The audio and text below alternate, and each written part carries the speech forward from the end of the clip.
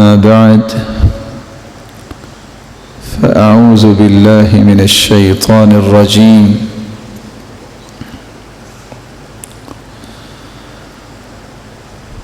ذلك الكتاب لا ريب فيه هدى للمتقين الذين يؤمنون بالغيب ويقيمون الصلاة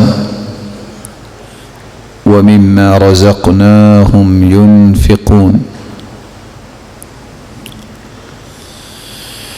لائق قصت تکریم سامعین مکرم، اللہ ذوالجلال کا احسان عظیم ہے جس نے ایمان کی حالت میں ہمیں رمضان المبارک کی نعمت سے نوازا۔ اللہ تعالیٰ اس کی نعمتوں کو سمیٹنے کی توفیق عطا فرمائے۔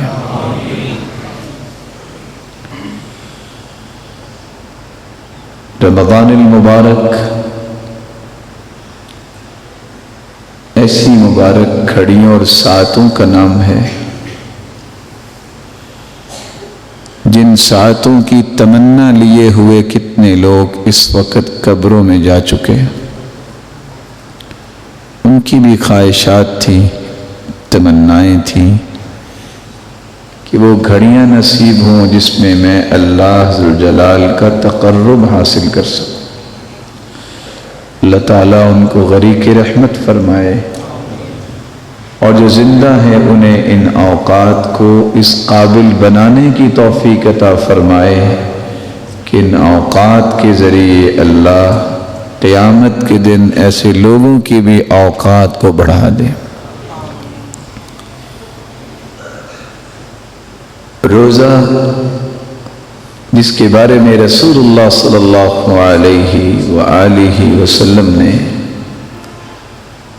تین بڑی ہی خوبصورت باتیں بیان کی ہیں۔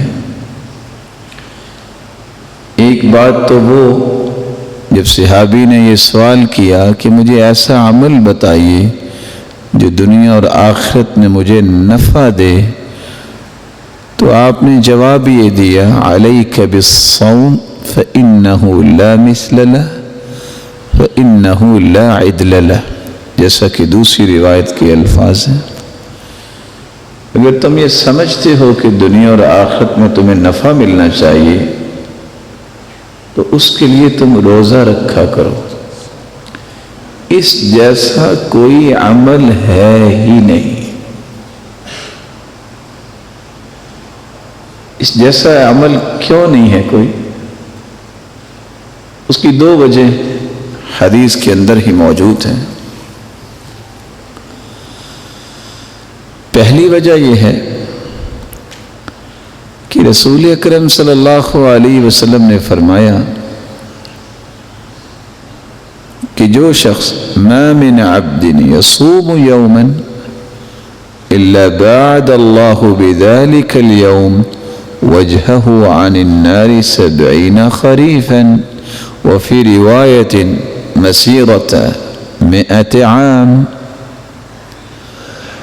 اور تیسری روایت کے مطابق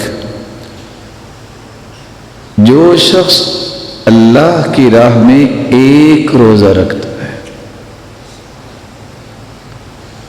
100 سال سفر کیا جائے تو جتنا سفر بنتا ہے اللہ ذوالجلال اس بندے کے چہرے کو جہنم سے اتنا دور کر دیں گے۔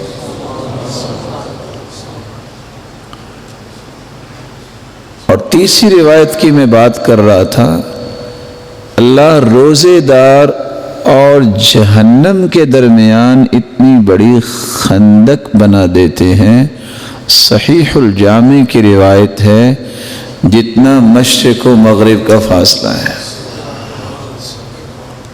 اتنا عظیم کام۔ اور دوسری وجہ علماء امت بیان کرتے ہیں کہ اللہ ذوالجلال قیامت کے دن جس سے کوئی غلطی، کوتاہی، ظلم، زیادتی ہوئی ہوگی، جس سے زیادتی کی ہے اس کو نیکیاں دینی پڑے گی اس بندے کو جس نے کو ظلم اور زیادتی کی ہے۔ کیوں نیکیاں دینی پڑیں گی؟ من ثم لا درہم ولا دینار، کیونکہ اس دن درہم و دینار تو کوئی ہوگا نہیں کہ لے دے کے فارغ ہو جائیں، وہ نیکیاں دینی پڑیں گی۔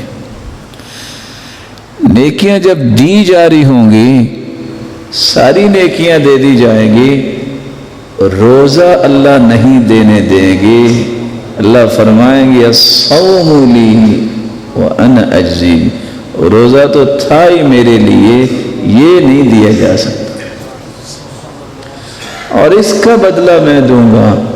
اللہ پھر بدلہ کیا دیں گے؟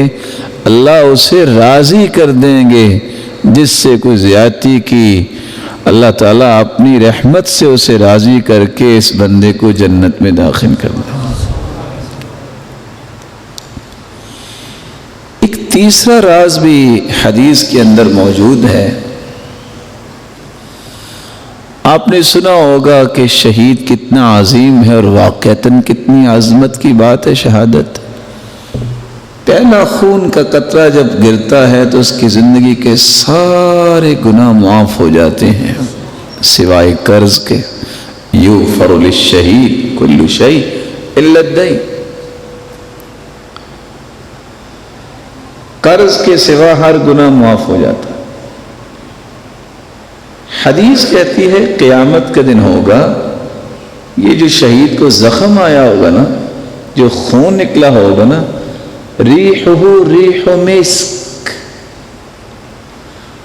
ولونہ لون دم، رنگ تو خون کا ہی ہوگا لیکن خوشبو اس کی کستوری جیسی ہوگی۔ لیکن اللہ عز و جلال کے پیغمبر کی بات دیکھیے، فرمایا لخلوف فم الصائم اطیب عند اللہ من ریح المسک، شہید کا خون اس کی خوشبو تو کستوری جیسی، لیکن روزہ رکھنے کی وجہ سے جو انسان کے منہ میں مہک پیدا ہوتی ہے، اللہ کے ہاں یہ کستوری سے بھی افضل ہے۔ تو کتنی عظمت کی بات ہو۔ حدیث نے ایک چوتھا راز بھی بیان کیا۔ کچھ لوگ کہتے ہیں بڑی کوشش کرتا ہوں،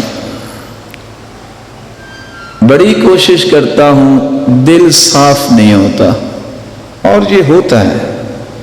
بہت سارے لوگوں کے سوالات ہوتے ہیں، ذکر کرتا ہوں، اللہ سے معافیاں بھی مانگی ہیں، لیکن دل کسی کے بارے میں حسد اور بغض اور عداوت اور عصبیت اور تعصب سے صاف نہیں ہوتا، میں کیا کروں؟ اور بہت سارے نیک لوگ پریشان ہوتے ہیں، وہ اس لیے پوچھتے ہیں کہ واقعتاً وہ چاہتے ہیں ان کے دل بہت پیارے بن جائیں۔ رسول اکرم صلی اللہ علیہ وسلم نے اس کا ایک راز بیان کیا کہ جو بندہ ایام 20 کے روزے رکھتا ہے، 13، 14 اور 15 چاند کی تاریخ جو ہر مہینے کی، یذہبن وحر الصدر، یہ 3 روزے اتنے قیمتی ہیں کہ اللہ عز و جلال ان کے ذریعے دل سے ہر چیز کو کرید کے نکال دیتے ہیں۔ یہ روزے ہر چیز کو لے جاتے ہیں۔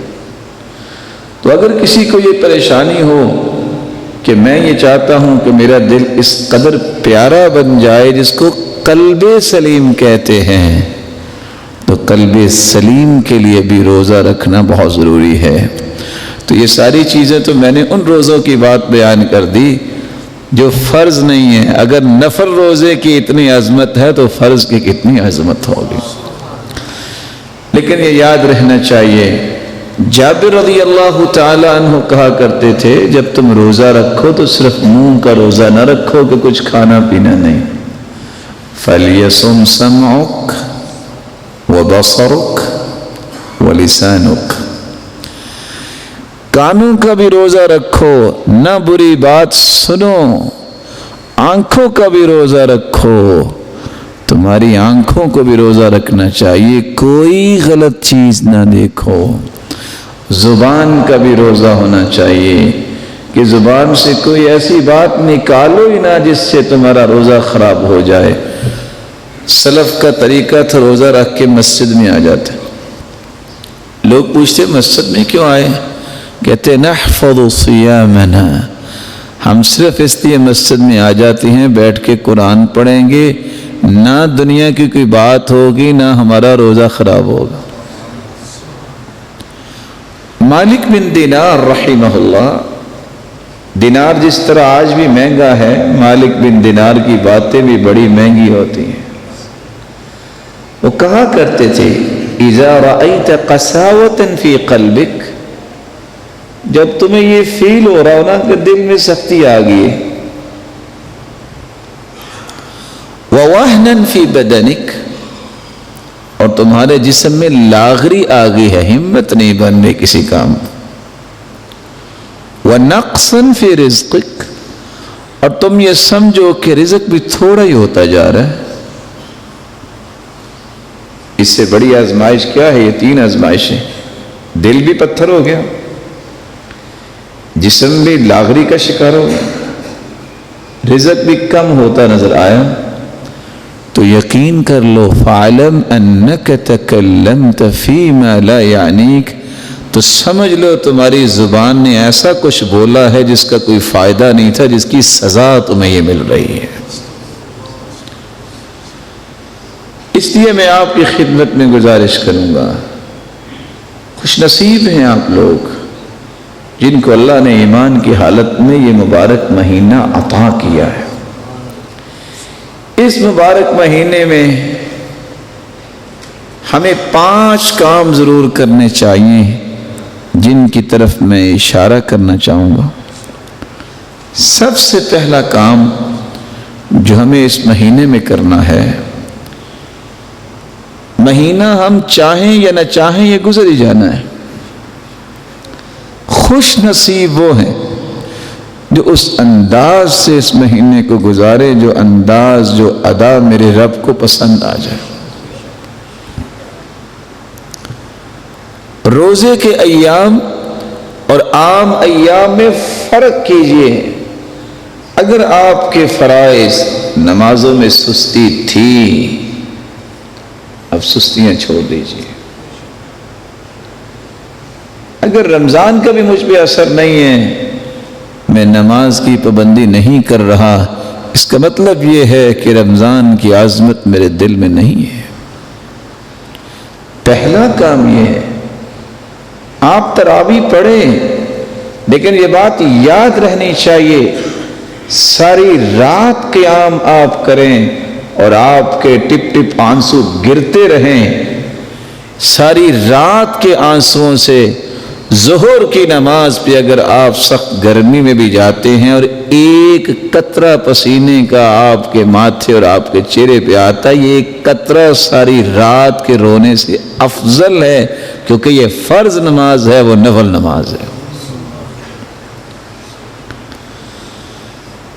حلال کھانے اگر آپ کھانے سے رک گئے ہیں، کتنی کتنی اللہ کی نعمتیں ہیں، تو میرے بھائی اللہ نے تو حلال کھانے سے روک دیا، روزہ اس کو کہتے ہیں، تو کیا غیبت جو حرام ہے یہ کرنا جائز ہے؟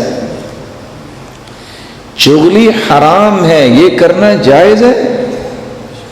جھوٹ حرام ہے، دھوکہ حرام ہے، کیا یہ کام کرنے جائز ہے؟ حلال سے جب رب نے روک دیا ہے تو میرے بھائی حرام کا ارتکاب نہ کرنا۔ اور صحابی نے سوال کیا تھا، بڑا مزیدار سوال، اللہ کے رسول میرا جی چاہتا ہے کہ میں نہ ساری دنیا سے نیک بن جاؤں، کمال کی خواہش نہیں، تو آپ نے یہ تو نہیں کہا تھا کہ آپ سجدے میں پڑ جاؤ تو یہاں ہی فوت ہو جانا، یہ نہیں کہا، فرمایا اتق المحارم تکن اعبد الناس، تم حرام کاموں سے بچ جاؤ، تجھ سے بڑھ کے دنیا میں کوئی عبادت گزار نہیں ہو۔ سوچنے کی بات یہ ہے، میں اور آپ بڑے بڑے دعوے کرتے ہیں کہ ہم بڑے دین کا کام اور دین کے چیمپئن ہیں اور بڑا دین کو پسند کرتے ہیں، میرے دل میں اگر حرام کی سوچ ہے تو میری تو توبہ ہی قبول نہیں ہے، میں کس چیز کی دعوے کر رہا ہوں؟ حدیث میں آتا ہے کہ سوموار اور جمعرات کو اعمال پیش کیے جاتے ہیں، اللہ مشرک کو نہیں معاف کرتے، باقی سب کو معاف کرتے ہیں۔ دوسرا وہ بد نصیب ہے جس کو اللہ معاف نہیں کرتے۔ کان بینہ و بین اخیہ شحنہ، جس شخص کے دل میں کسی مسلمان کے بارے میں کوئی گرا ہو، اللہ فرماتے انظر حاضرین، اس کے نامہ اعمال کو میں دیکھنا بھی پسند نہیں کرتا، پیچھے لے جاؤں۔ روزہ کس چیز کا ہے؟ اگر روزے نے بھی میری قلبی کیفیت نہیں بدلی تو کیسے بدلے گی؟ آج کے اس خطبے میں یہاں اٹھنے سے پہلے اللہ سے عہد کرو، یا اللہ کمی کوتاہی ہو گئی، اللہ ہمیں فرائض کی پابندی کی توفیق عطا فرما۔ اللہ زندگی کے آخری سانس تک ہمیں نماز میں کسی قسم کی کمی کی طرف نہ لے جانا، کامل اور مکمل فرائض کی پابندی کرنے والے ہمیں بنا دے۔ اور اس مبارک مہینے کی عظمت یہ ہے کہ خواہ وہ چغلی ہو، خواہ وہ غیبت ہو، خواہ وہ جھوٹ ہو، خواہ وہ عصبیت ہو، خواہ وہ تعصب ہو، یا کسی کے بارے میں کوئی انتقام ہو، دشمنی ہو، یا اللہ ہمارے دل کو ایسا دل بنا جو تجھے پسند آ جائے، وہ قلب سلیم ہے، ہر قسم کی اس طرح کی علائشوں سے ہمارے دل کو بھی، زبان کو بھی، کردار کو بھی محفوظ فرما دے۔ یوم لا ينفع مال ولا بنون إلا من أتى الله بقلب سليم وأزلفت الجنة للمتقين غير بعيد هذا ما توعدون لكل أواب حفيظ من خشي الرحمن بالغيب وجاء بقلب منيب ادخلوها بسلام ذلك يوم الخلود لهم ما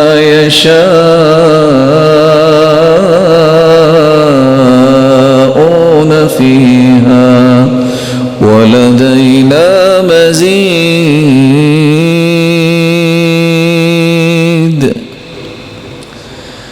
نہ قیامت کو اولاد نے کام آنا ہے،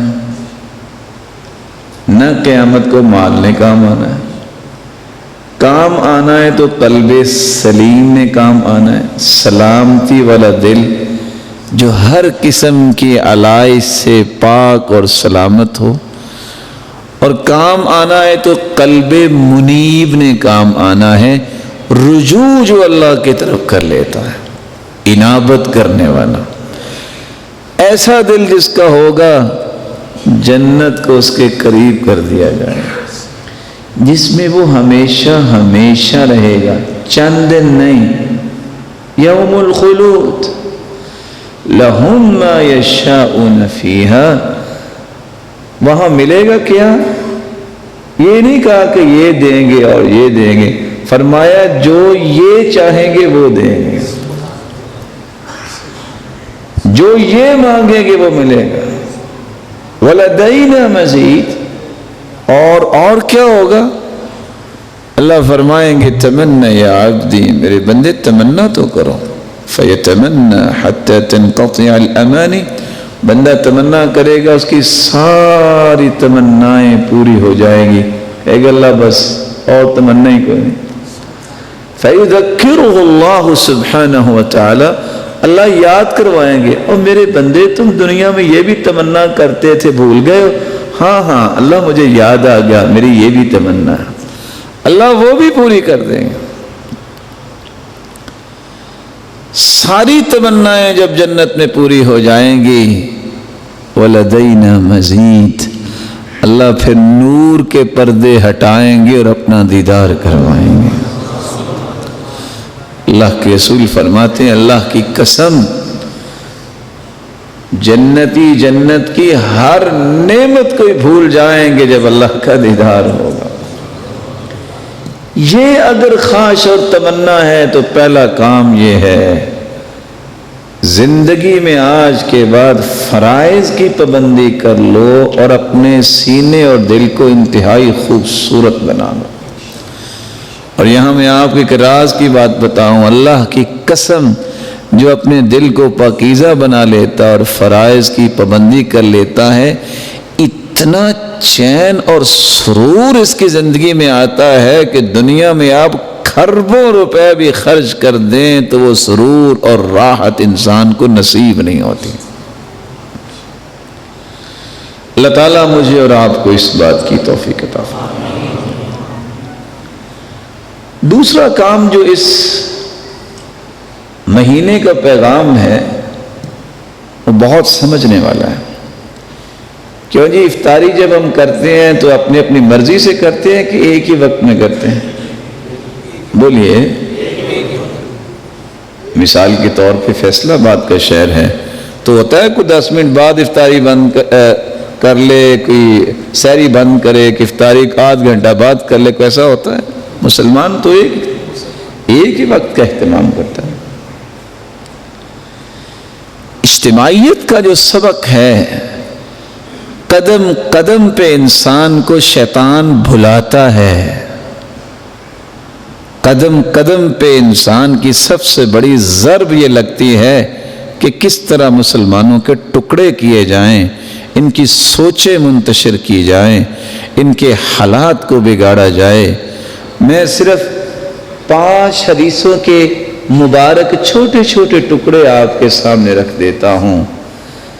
جب نماز ہم پڑھتے ہیں تو سارے ایک صف میں کھڑے ہوتے ہیں، کوئی بادشاہ ہے، کوئی وزیر اعظم ہے محترم اور کوئی وزیر ہے محترم، تو وہ آگے نہیں کھڑا ہو سکتا، اس کو لائن میں کھڑا ہونا پڑتا ہے۔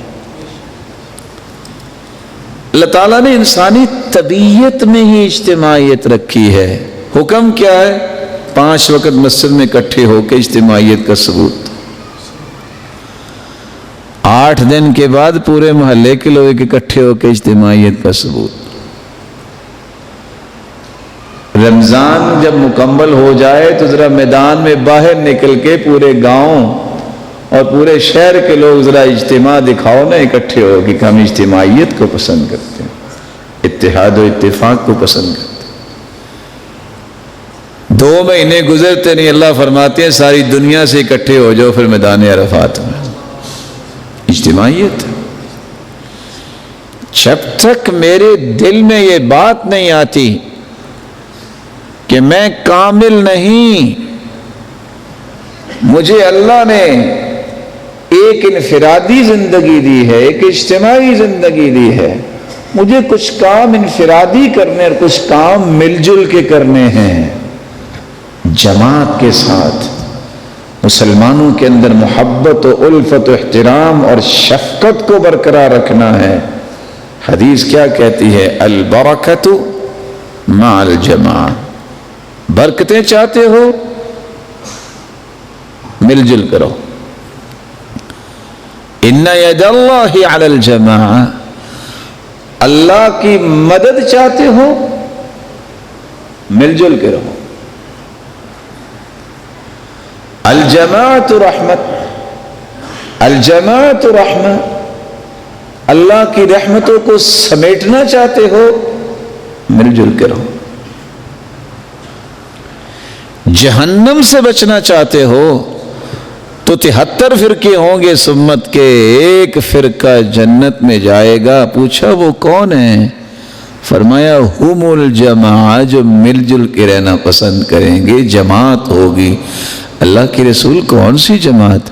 نام نہیں بتایا، اس کا کام بتا دیا ہے۔ کام کیا ہے؟ ما انا علیہ و اصحابی، اس جماعت کا منہج منشور یہ ہوگا جس دین پہ آج میں ہوں اور میرے صحابہ ہیں، وہی منہج و منشور اسی جماعت کا ہوگا۔ یہاں تو بڑا جی چاہتا ہے کہ کوٹھی بڑی مل جائے، چلو کچھ 2 منزلوں کا گھر بنا لوں، سیکنڈ فلور پہ بچے چلے جائیں گے۔ جنت میں بھی تو خواہش ہونی چاہیے نا کہ بلند و بالا مکان ملے۔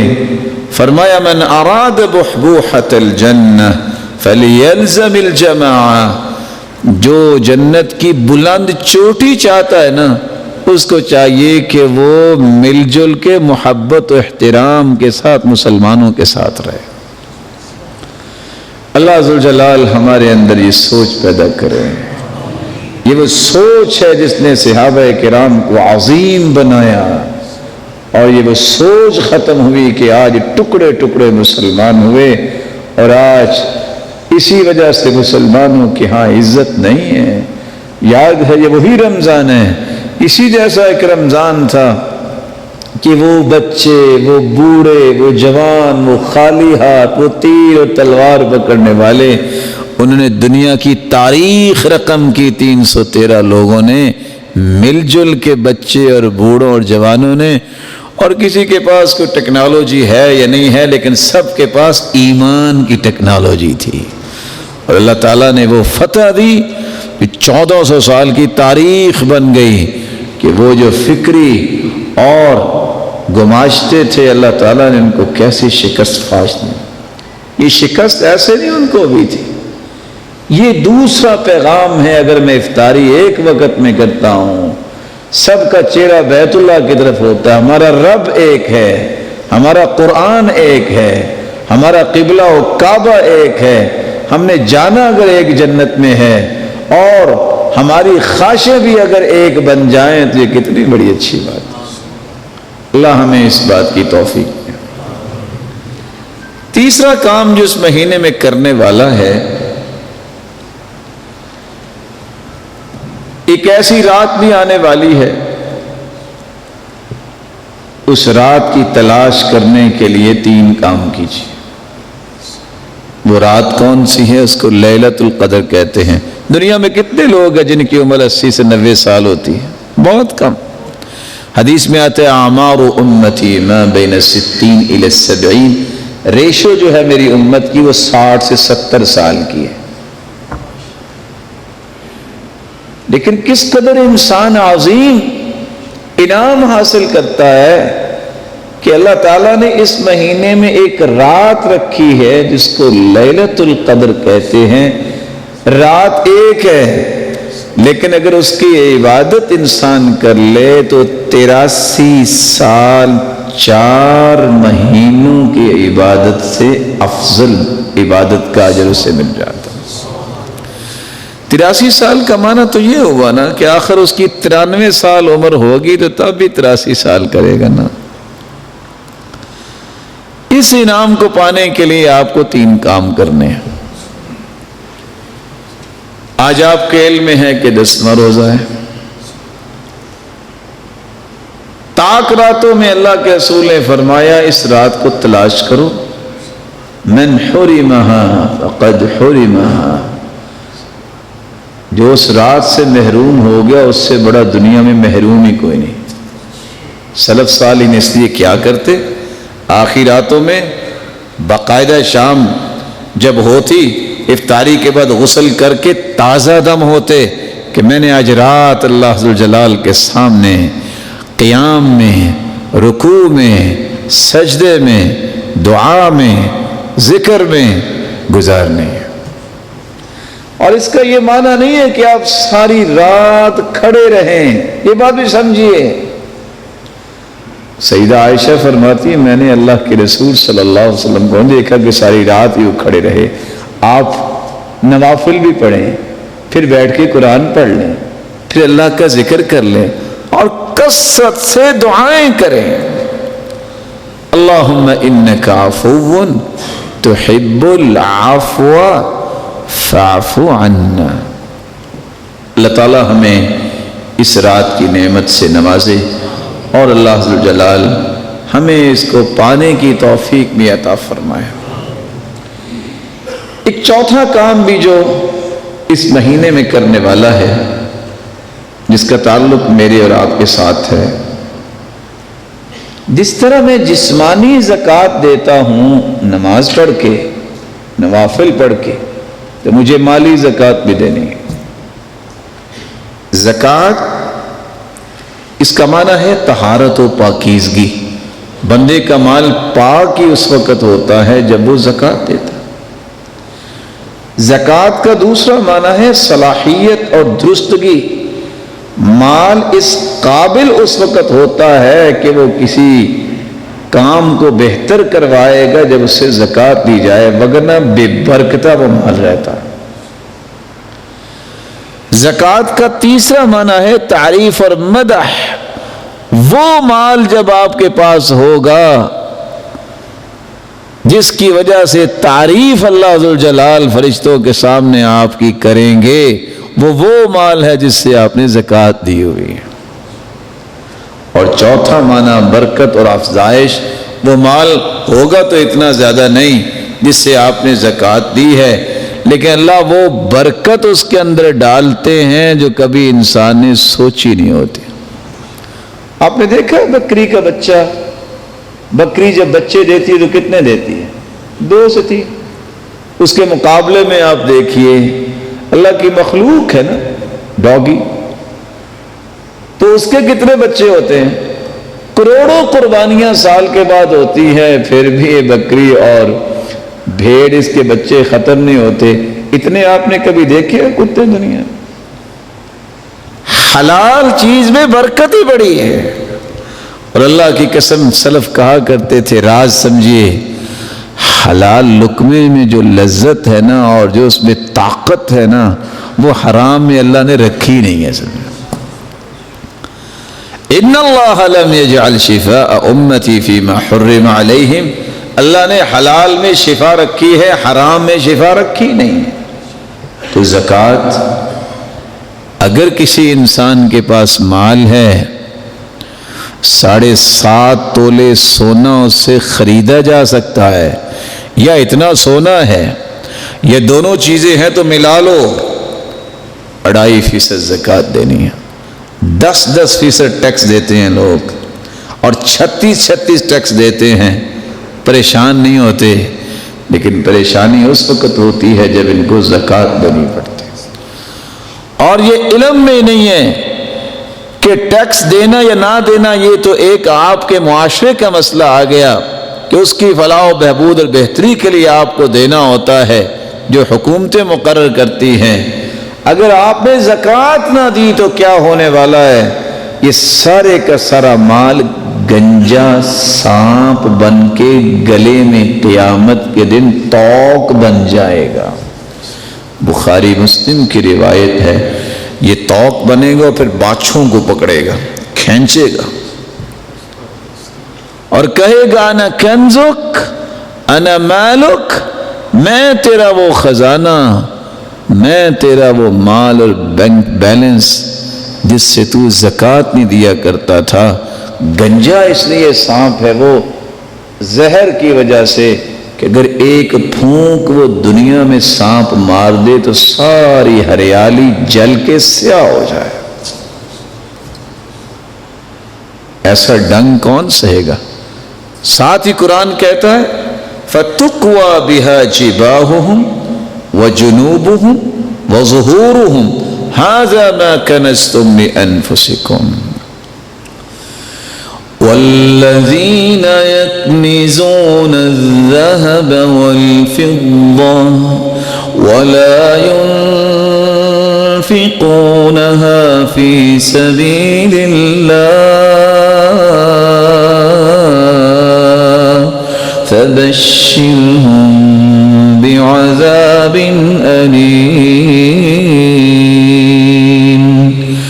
يوم يحمى عليها في نار جهنم فتقوى بها جباههم وجنوبهم وظهورهم هذا ما كنزتم لأنفسكم فذوقوا ما كنتم تكنزون.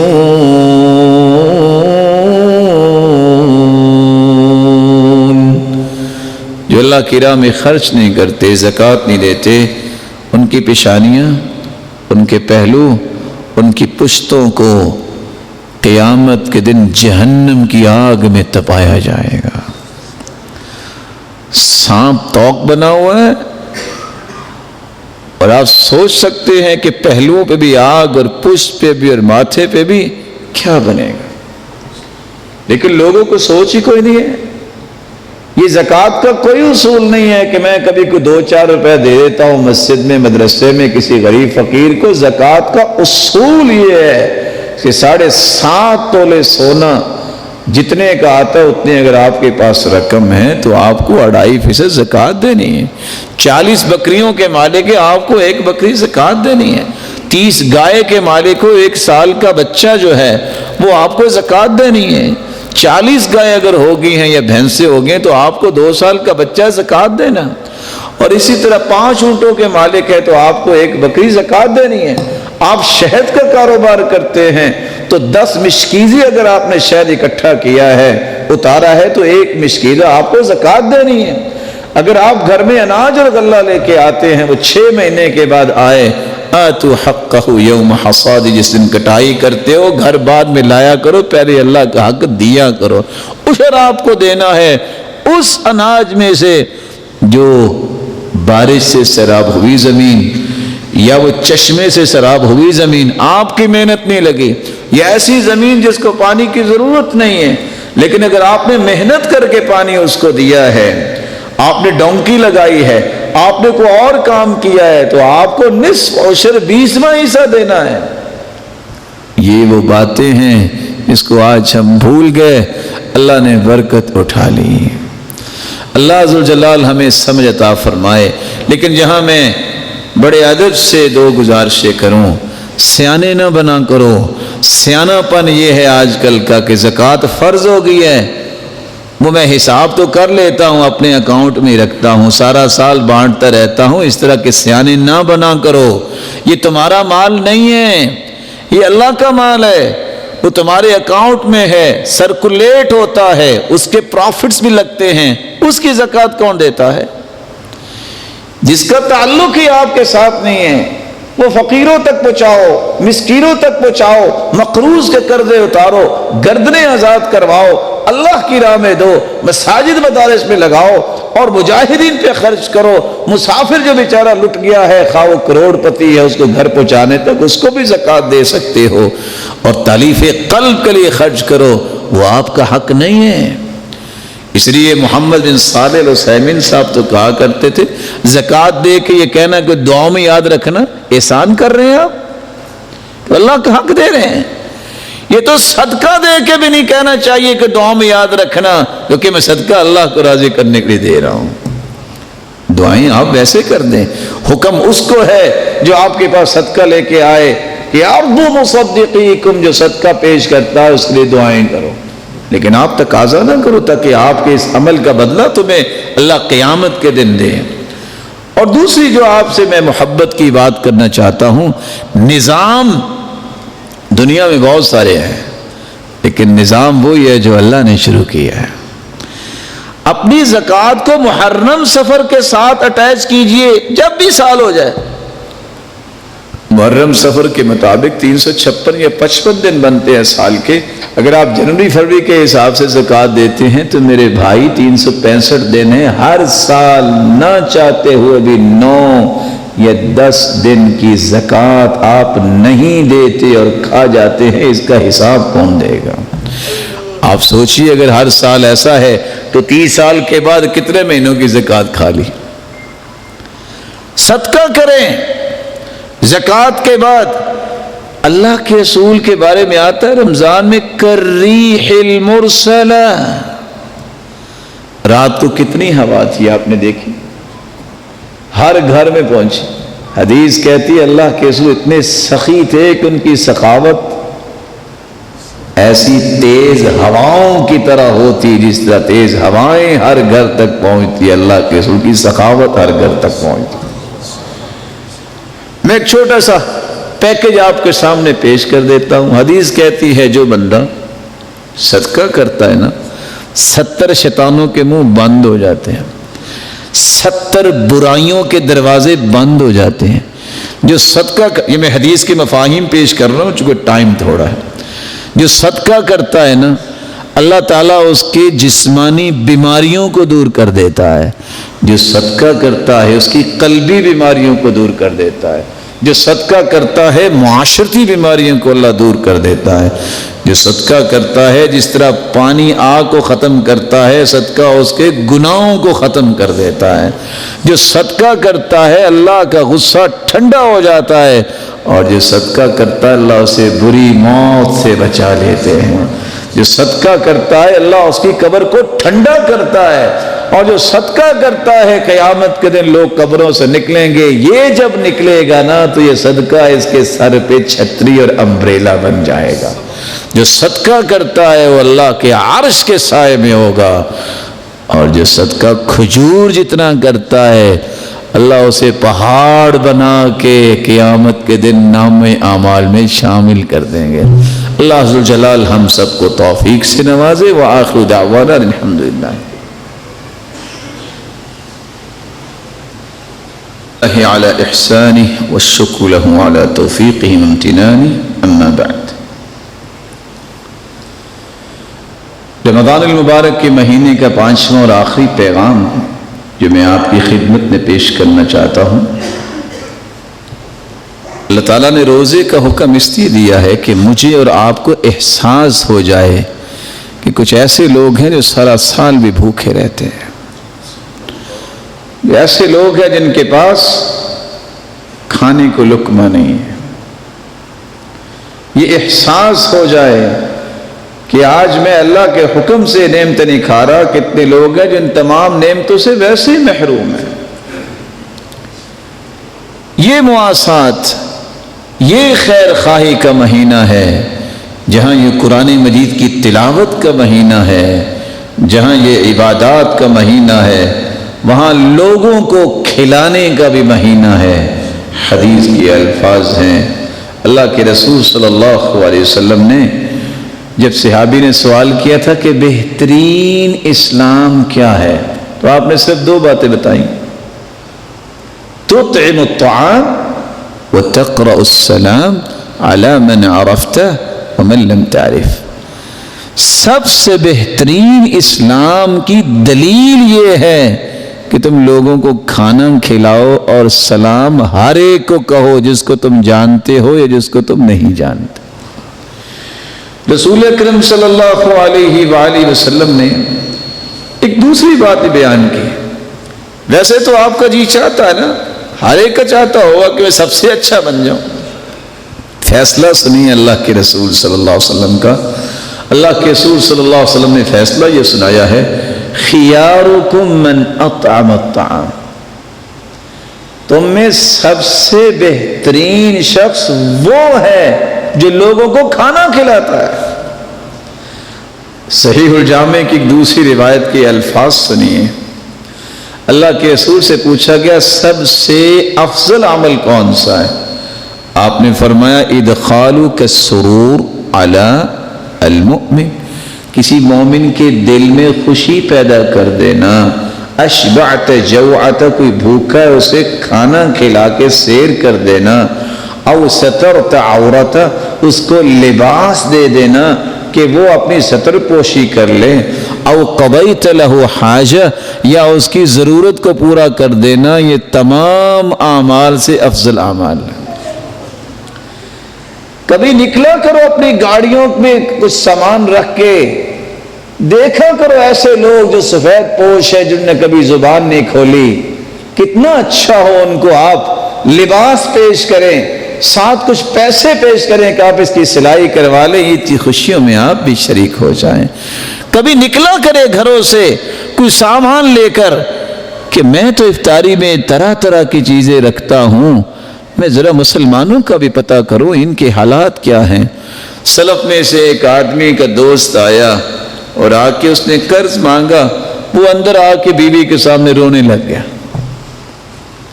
بیوی نے کہا اگر آپ نے قرض نہیں دینا تو رونے کی کیا بات ہے، جواب دے دو۔ کہا میں اس لیے نہیں رو رہا کہ قرض دینا ہے، میں رو اس لیے رہا ہوں میں مسلمان کیسا ہوں، اس کو میرے در پہ آنا کیوں پڑا، میں نے خود سے اس کی خبر کیوں نہیں رکھی۔ اللہ کے رسول کا فرمان سنیے، رسول اکرم صلی اللہ علیہ وآلہ وسلم نے کتنی بڑی بات کہہ دی۔ رسول اکرم صلی اللہ علیہ وآلہ وسلم سے صحابی نے جب یہ سوال کیا تو آپ صلی اللہ علیہ وآلہ وسلم نے جواب کیا دیا، بر الحج اطعام الطعام وطیب الکلام۔ لوگ آج ترستے ہیں نا کہ حج کھلے اور ہم حج پہ جائیں، اللہ آپ سب کو لے جائے۔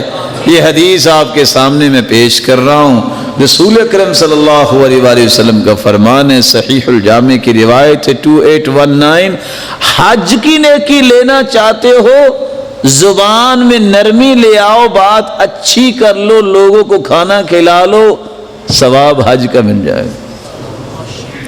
سلسلہ صحیحہ کی روایت، اس کا معنی یہ نکلا کھانا کھلاؤ، احسان نہ جتلاؤ، اچھے طریقے سے عزت کے ساتھ کسی کو کھانا کھلاؤ اور اچھی بات کرو۔ رسول اکرم صلی اللہ علیہ وآلہ وسلم سے ایک صحابی نے سوال کیا اور سوال بھی کمال کا کیا، کہتے اللہ کے رسول ایک سوال کر لوں؟ آپ نے فرمایا کر لو۔ کہتے آپ مجھے وہ کام بتائیں گے کہ جس کام کو کرنے سے جنت مجھ پہ واجب ہی ہو جائے۔ کمال کا سوال نہیں، ان لوگوں کے سوال بھی کتنے پیارے تھے۔ آپ نے فرمایا اگر سمجھتے ہو نا کہ جنت تجھ پہ واجب ہو جائے تو آپ ایسا کرو، 3 کام کر لو۔ ذرا غور کیجئے گا 3 کام کتنے آسان ہیں کتنے مشکل ہیں۔ فرمایا طیب الکلام، بات ہمیشہ اچھی کرنا، بذل السلام، جس کو بھی ملو سلام کہنا، واطعام الطعام، کھانا کھلانے کی عادت بنا لو۔ 3 کام تم کر لو، تم پہ جنت واجب ہو جائے گی۔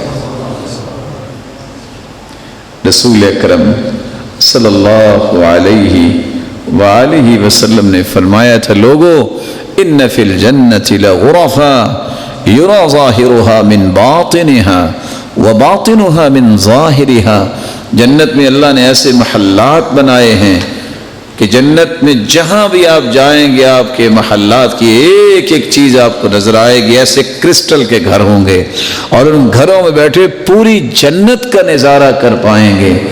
اللہ کے پیارے پیغمبر یہ ملیں گے کس کو؟ فرمایا سنو، اعدہ اللہ لمن الان الکلام، یہ اس کے لیے ہے جس کی زبان میں نرمی ہوتی ہے، وَأَطْعَمَ الطَّعَامَ، جو لوگوں کو کھانا کھلاتا ہے، وَأَفْشَ السَّلَامَ، جو سلام کو عام کرتا ہے، وَصَلَّى بِاللَّيْلِ وَالنَّاسُ نِيَامٌ، جو تہجد پڑھتا ہے۔ آج وقت ہے قیام بھی کر سکتے ہو رمضان میں، سلام کو بھی عام کرو، زبان کو بھی نرم کرو اور لوگوں کو کھانا بھی کھلاؤ۔ رسول اکرم صلی اللہ علیہ وسلم کے یہی وہ فرامین تھے۔ سلف کہا کرتے تھے کہ میں 10 اپنے ساتھیوں کو بلاؤں اور ان کی چاہت کا کھانا انہیں پیش کروں، غور کیجئے گا، چاہت کا کھانا پیش کروں جو وہ چاہتے ہیں۔ 10 گردنوں کو آزاد کرنے سے بہتر مجھے یہ لگتا ہے میں 10 لوگوں کو بلا کے ان کی من مرضی کا کھانا انہیں پیش کروں، مجھے اس میں زیادہ اجر لگتا ہے۔ اللہ کے رسول صلی اللہ علیہ وسلم کا آخری فرمان میں پیش کر کے بات مکمل کرتا ہوں۔ صحابی آئے کہتے ہیں اللہ کے رسول ہے اللہ تعالیٰ کو کون سے اعمال سب سے پیارے لگتے ہیں؟ میں بتاؤں 5 کام ہیں۔ پہلا کام یہ ہے کہ آپ لوگوں کے دل میں خوشی پیدا کرو۔ آپ رمضان میں جن لوگوں سے کبھی ملے نہیں ہیں، جن رشتہ داروں سے مدتوں سے آپ کی بات نہیں ہوئی، موقع ہے، ان کو کال کیجئے، السلام علیکم، اللہ آپ کو صحت دے، آپ کو سلامت رکھے۔ وہ کتنا خوش ہوگا کہ مدت ہوگی میری بات ہی نہیں ہوئی تھی۔ کبھی اس غرض سے بھی کال کرنی چاہیے کہ میں نے صرف اللہ کو راضی کرنا ہے۔ مقصد سے تو ہر بندہ ہی کرتا ہے۔ کیسے وہ عجیب لوگ تھے، اللہ نے اتنے پیارے لوگ وہ بنائے تھے۔ سیدنا انس رضی اللہ تعالیٰ عنہ جیسے ہاتھ پہ خوشبو لگا کے نکلتے۔ پوچھا یہ کیا؟ وہ کہتے ہیں مسافہ تو کرنا ہی کرنا ہے، جب خوشبو آئے گی نا اس کو تو خوش ہوگا تو ایک اور صدقہ بھی ہو جائے گا۔ کیسی تھی وہ عائشہ رضی اللہ تعالیٰ عنہ؟ درم و دینار تو دیتی لیکن خوشبو لگا کے دیتی۔ ہم تو دیکھتے ہیں کہ پھٹا پرانا نوٹ وہ دیں گے، وہ خوشبو لگا کے دیتی۔ مومنوں کی ماں یہ کیا کہتے ہیں؟ درم و دینار کا صدقہ الگ، جب فقیر کو خوشبو آئے گی وہ خوش ہوگا، یہ صدقہ الگ۔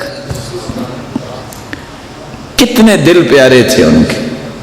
دوسرا کام جو اللہ کے ہاں سب سے محبوب ہے، کسی کا قرض اتار دو۔ جو کسی کا قرض اتار دیتا ہے اللہ اسے عرش کا سایہ دے دے گا۔